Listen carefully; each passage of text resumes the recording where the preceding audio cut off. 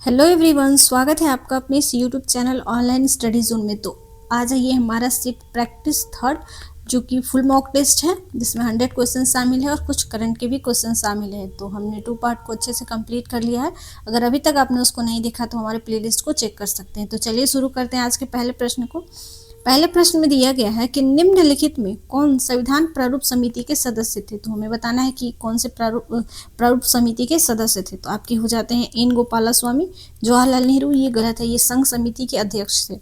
अलादे कृष्ण स्वामी अय्यर, ये आपके थे प्रारूप समिति के सदस्य। सरदार पटेल, ये प्रारूप समिति के नहीं, प्रांतीय समिति के अध्यक्ष थे। तो हमारा राइट आंसर हो जाता है ऑप्शन सी।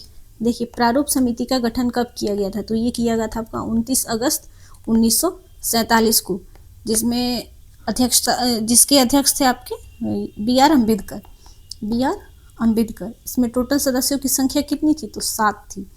अगला प्रश्न है, निम्नलिखित में कौन सा क्षेत्र खट्टे फलों के उत्पादन के लिए सर्वश्रेष्ठ है। तो खट्टे फलों के उत्पादन के लिए हो जाता है आपका भूमध्य सागरीय क्षेत्र।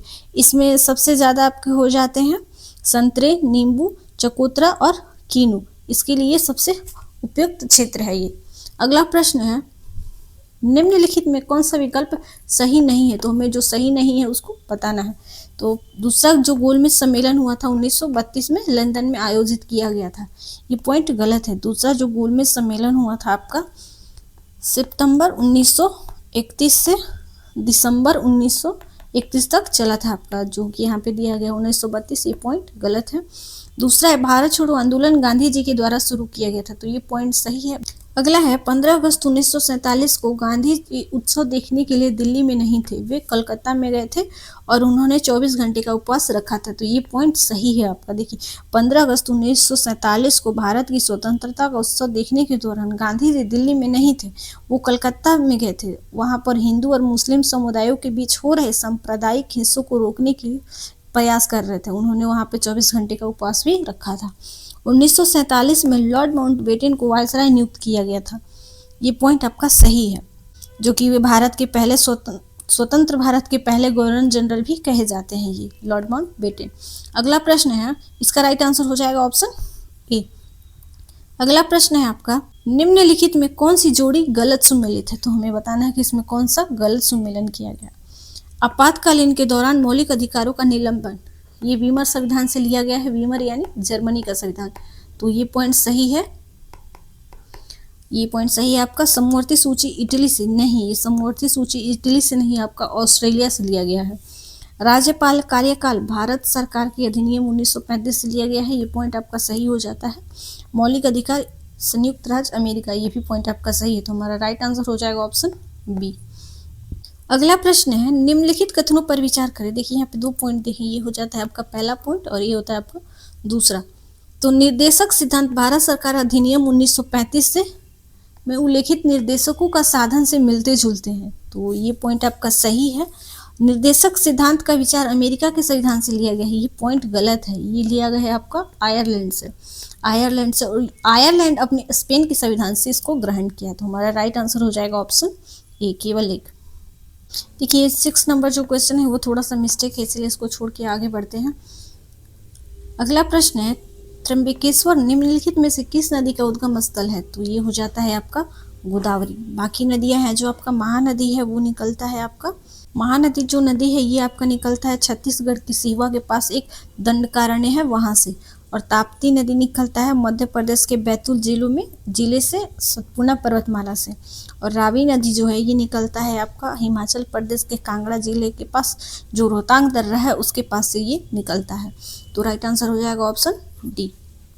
संगम कविताओं में उल्लेखित तमिल शब्द मूवेंद्र का शब्द अर्थ क्या है। तो ये हो जाता है आपका 3 मुखिया। Right answer option D.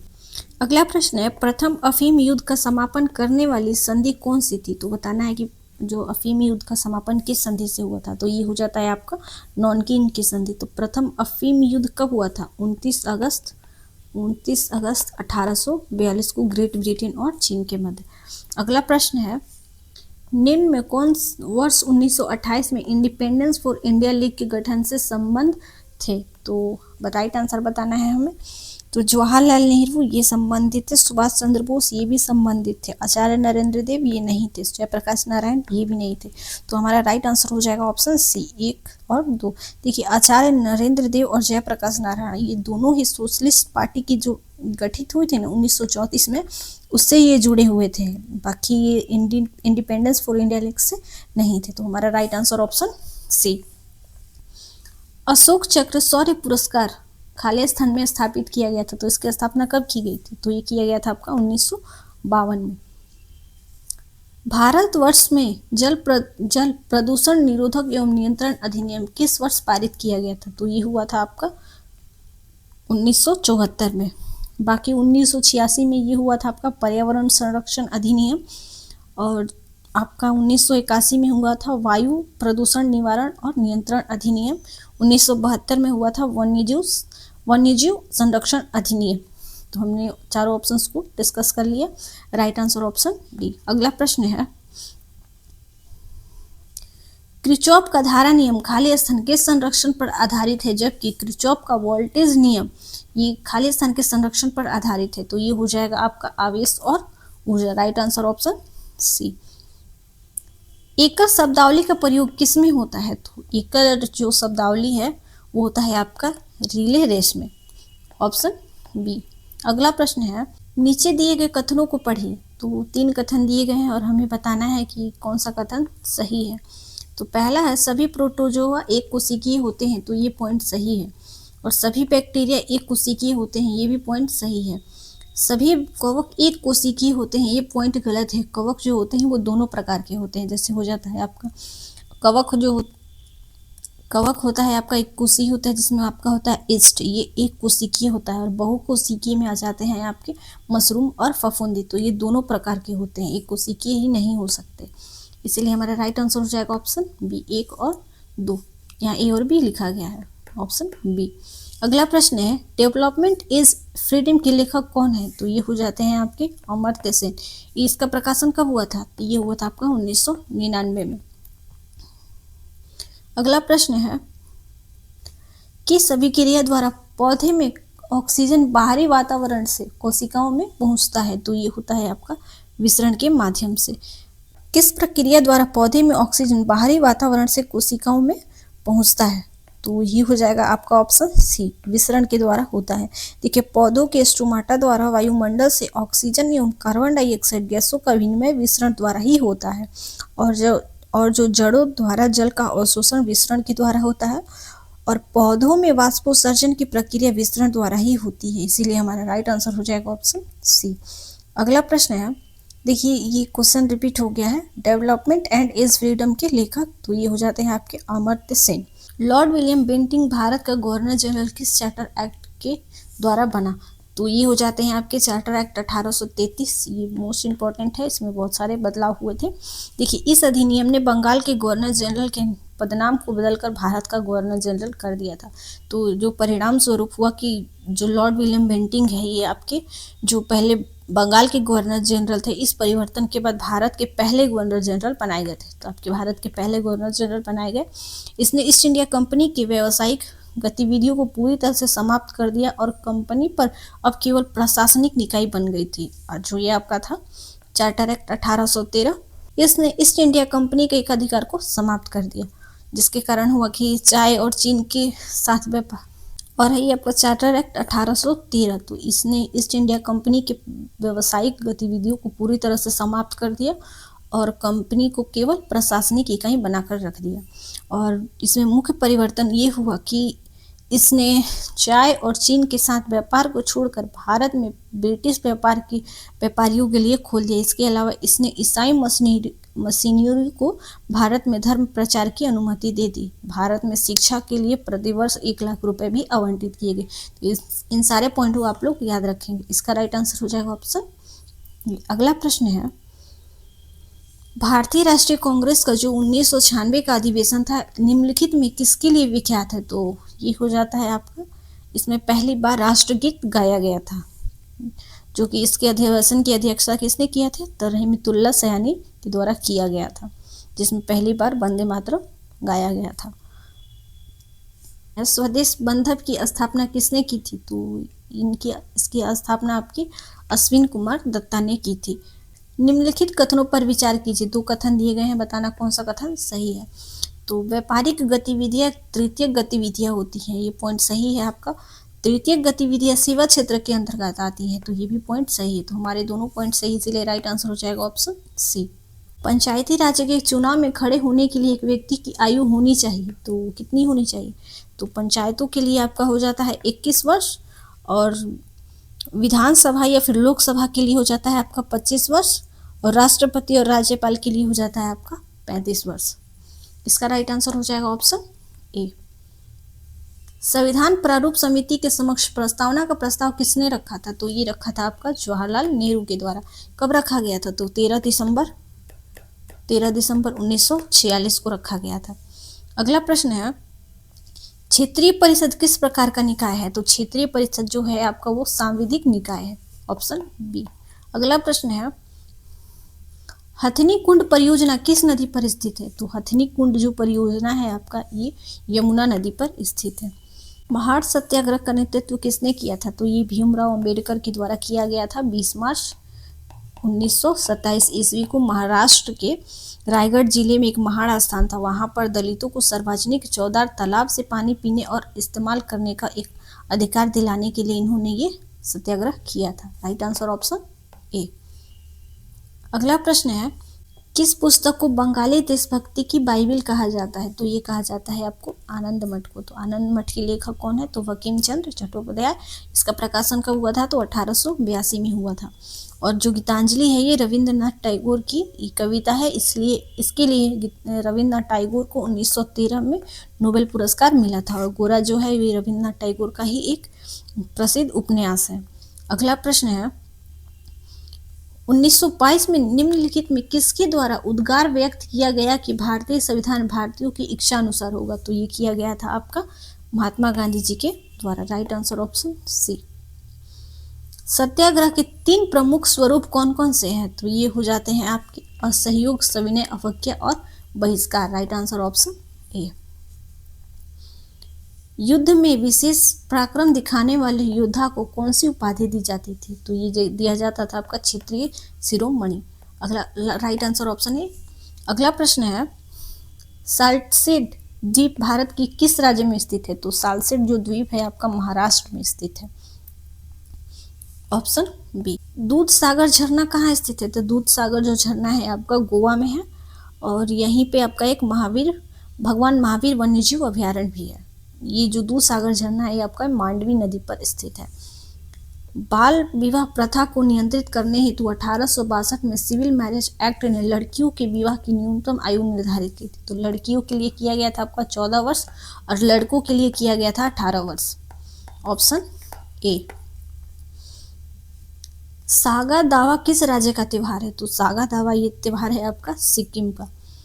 सूर्य मंदिर भारत के किस राज्य में स्थित है? तो सूर्य मंदिर जो है ये आपके तमिलनाडु में स्थित है। इसका निर्माण पल्लव राजवंश के शासक नरसिंह वर्मन द्वितीय ने 8वीं शताब्दी में करवाया था। तो आप लोग इसको याद रखेंगे। इसका राइट आंसर ऑप्शन बी।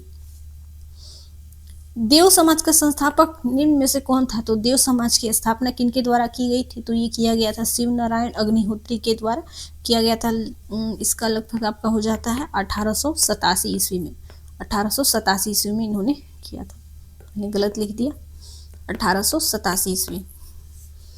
पत्रिका केसरी की शुरुआत किसने की थी? तो पत्रिका जो केसरी है इसकी शुरुआत बाल गंगाधर तिलक ने किया था।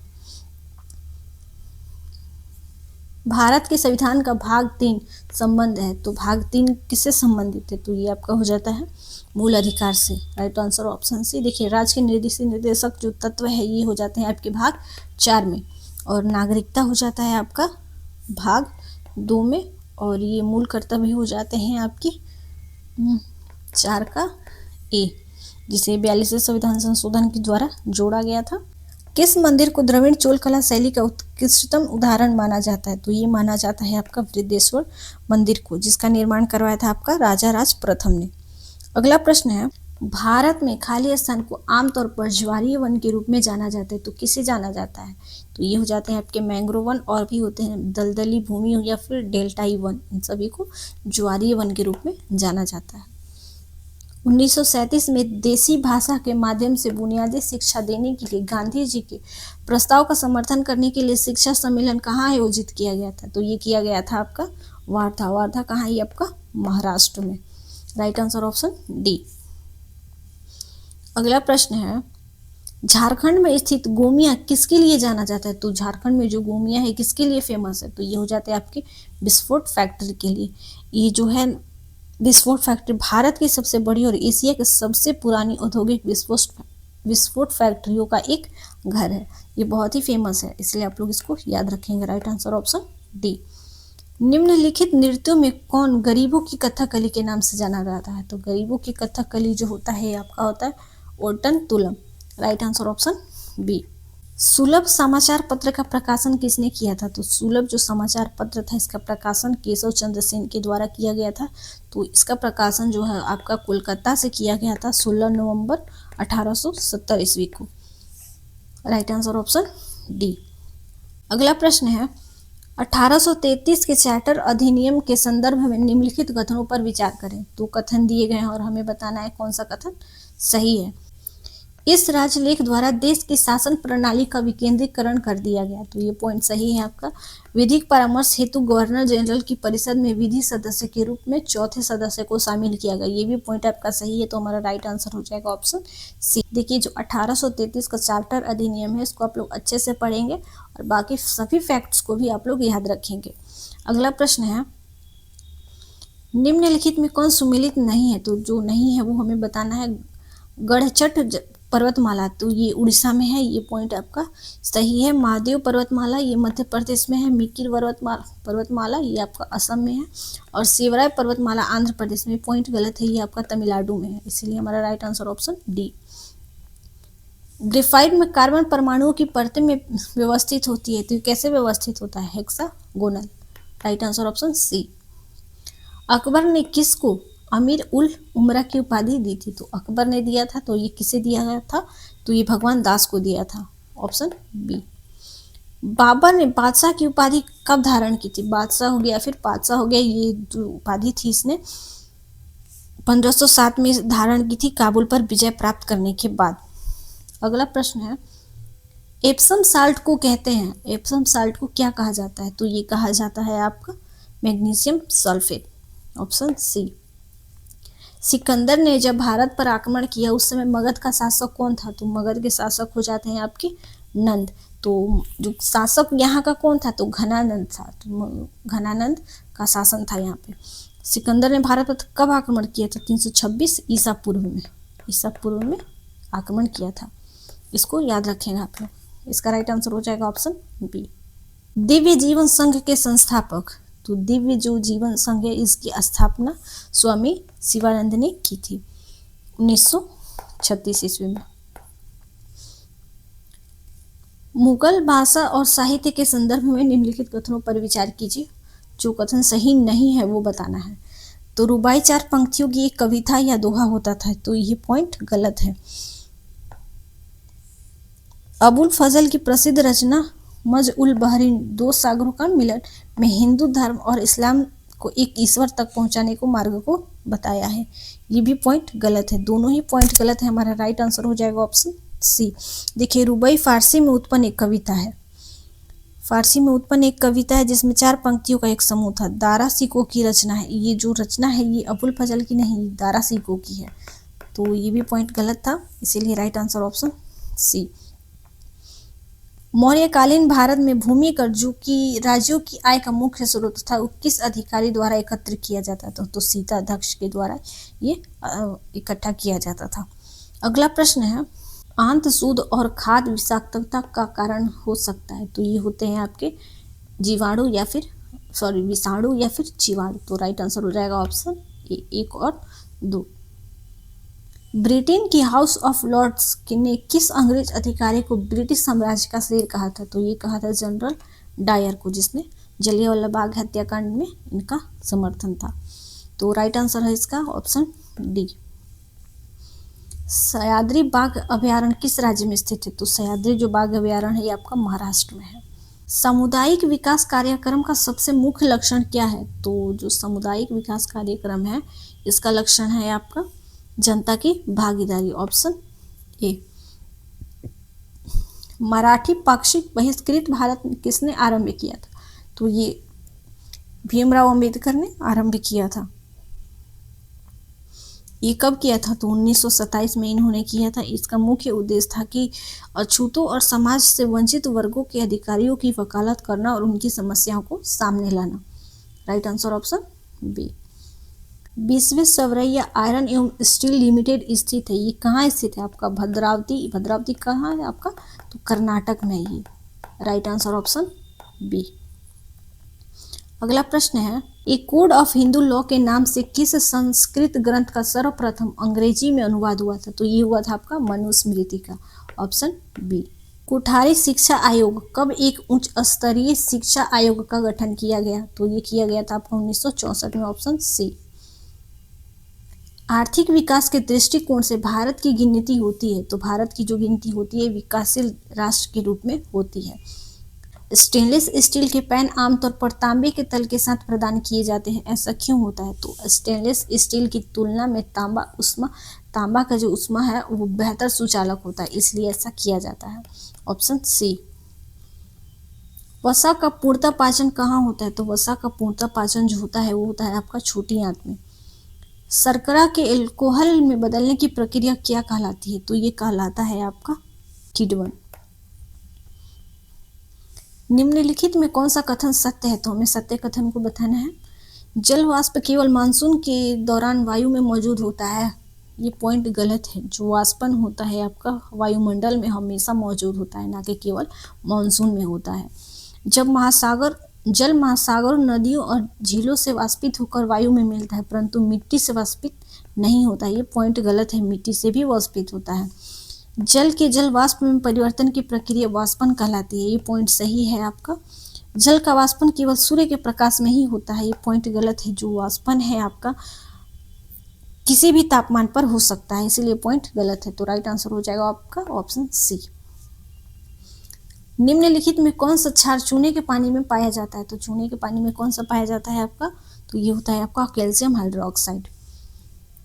विद्युत विभवांतर की एसआई इकाई क्या है? तो ये होता है आपका वोल्ट। विद्युत विभवांतर की एसआई आपका होता है वोल्ट, और कूलम्ब होता है आपका विद्युत आवेश का, जूल होता है विद्युत कार्य या फिर ऊर्जा का, और एम्पियर होता है आपका विद्युत धारा का। एंथ्रेसिन को लवण और एंथ्रेसिन के मिश्रण से अलग करने के लिए निम्नलिखित में किस विधि का प्रयोग किया जाता है? तो ये किया जाता है आपका ऊर्ध्वपातन। अगला प्रश्न है, निम्नलिखित कथनों पर विचार कीजिए। उत्तरी गोलार्ध की जलधाराएं अपनी बाईं ओर तथा दक्षिणी गोलार्ध में अपनी दाईं ओर मुड़ जाती है, ये पॉइंट गलत है आपका। उत्तरी गोलार्ध में होता है तो ये आपकी दाईं ओर मुड़ती है, और दक्षिणी गोलार्ध में होता है तो ये बाईं ओर मुड़ती है, ये पॉइंट दोनों उल्टे दिए गए हैं। गर्म एवं ठंडी जलधारा जहाँ मिलती है वहाँ प्लैंक्टन नामक घास मिलती है, जो मछलियों का मुख्य आहार होता है, ये पॉइंट बिल्कुल सही है। समुद्री मछली पकड़ने का सबसे प्रसिद्ध स्थान ग्रैंड बैंक उत्तरी अटलांटिक में स्थित है, तो ये भी पॉइंट आपका सही है। तो हमारा राइट आंसर हो जाएगा ऑप्शन बी, 1 और 3। सॉरी, इसका राइट आंसर हो जाएगा ऑप्शन सी। ऑप्शन सी, ये पहला वाला पॉइंट गलत था, राइट आंसर होगा ऑप्शन सी। किस कोशिका अंग अपने डीएनए और राइबोसोम होते हैं? तो किस कोशिका अंग के अपने डीएनए और राइबोसोम होते हैं? तो ये होता है आपका माइटोकॉन्ड्रिया और प्लास्टिड का। प्लास्टिड होता है आपका क्लोरोप्लास्ट। अगला प्रश्न है, देखिए फ्रेंड्स, यहाँ से स्टार्ट होते हैं आपके करंट के क्वेश्चन। किस देश में 68वें राष्ट्रमंडल संसदीय सम्मेलन का आयोजन किया जाएगा? तो ये किया जाएगा आपका बारबाडोस में। कोल्ड डेजर्ट बायोस्फीयर रिजर्व को सितंबर 2025 में यूनेस्को के बायो रिजर्व के विश्व नेटवर्क में शामिल किया गया। यह किस राज्य में स्थित है? तो ये होता है आपका हिमाचल प्रदेश। पैरालंपिक तीरंदाजी विश्व चैंपियनशिप 2025 किस देश में आयोजित की गई? तो ये किया गया है आपका भारत में। किस शहर निम्न में से किस शहर में भारत की पहली बार सी फूड कॉन्फ्रेंस 2026 का आयोजन किया जाएगा? तो ये किया जाएगा आपका चेन्नई में। महात्मा गांधी जी की कौन सी जयंती 2 अक्टूबर 2025 को मनाई गई? तो ये कौन सा जयंती था इनका? 156वीं जयंती थी इनकी। निम्न में किस देश के साथ भारत ने हाल ही में पहली सीमा पार रेल संपर्क स्थापित करने के लिए समझौता किया है? तो ये किया है आपका भूटान के साथ। अगला प्रश्न है, निम्न में से किस शहर में एशिया के सबसे बड़े अवशिष्ट जल उपचार संयंत्र का उद्घाटन किया गया है? तो कहाँ किया गया है आपका? ये किया गया आपका दिल्ली में, ऑप्शन डी। अंतर्राष्ट्रीय क्रिकेट परिषद और किसने महिला क्रिकेट विश्व कप 2025 के दौरान समापन अवसरों और बाल अधिकारों को बढ़ावा देने के लिए प्रॉमिस टू चिल्ड्रन अभियान शुरू किया है? तो ये किया है आपका यूनिसेफ, ऑप्शन ए।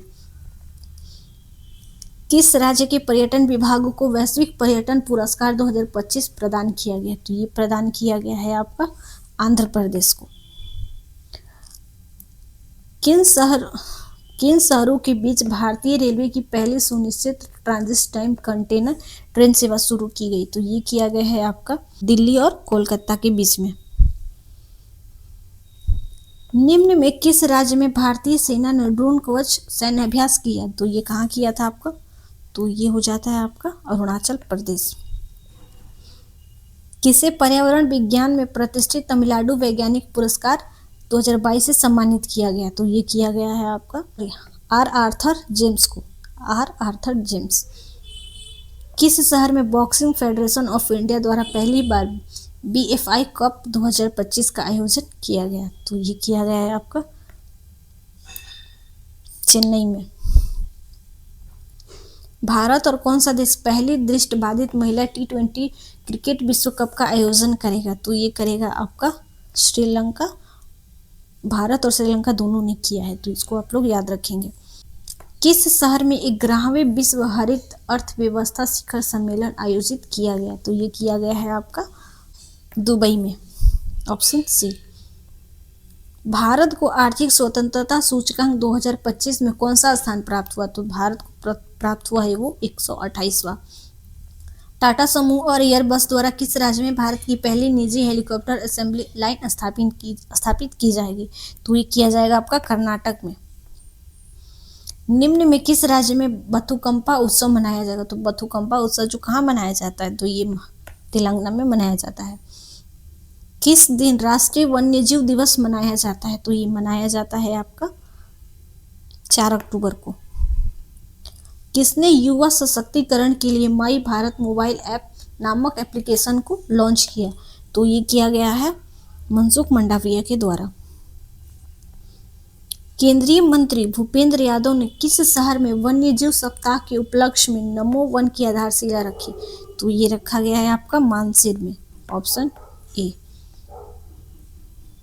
62वीं राष्ट्रीय शतरंज चैंपियनशिप का आयोजन किस शहर में किया जाएगा? किस राज्य में किया जाएगा? तो ये किया जाएगा आपका आंध्र प्रदेश में। निम्न में किसे प्रतिष्ठित राष्ट्रीय धन्वंतरी आयुध पुरस्कार जो 2025 के लिए नहीं चुना गया है? तो इनमें नहीं चुना गया है वो कौन है? तो ये हो जाते हैं आपके विमल तोमर। बाकी ये जो 3 हैं इनको दिया जाएगा, नीलकंठन, भावना प्रसाद और बनवारीलाल गौड़ा। अगला प्रश्न है, किस देश ने इलेक्ट्रिक वाहनों के लिए ध्वनि वाहन चेतावनी प्रणाली को अनिवार्य करने की घोषणा की है? तो ये किया गया आपको भारत में। आज का लास्ट प्रश्न है, निम्न में किस अंतरिक्ष एजेंसी द्वारा Interstellar mapping and acceleration probe mission launch किया गया है? तो ये किसके द्वारा किया गया है? इसरो के द्वारा। तो देखिए हमने आज के 100 क्वेश्चंस को अच्छे से कंप्लीट कर लिया है। अगर आपको किसी भी क्वेश्चन में डाउट होगा तो कमेंट में ज़रूर बताएंगे। बाकी मिलते हैं अगले वीडियो में। Thanks for watching.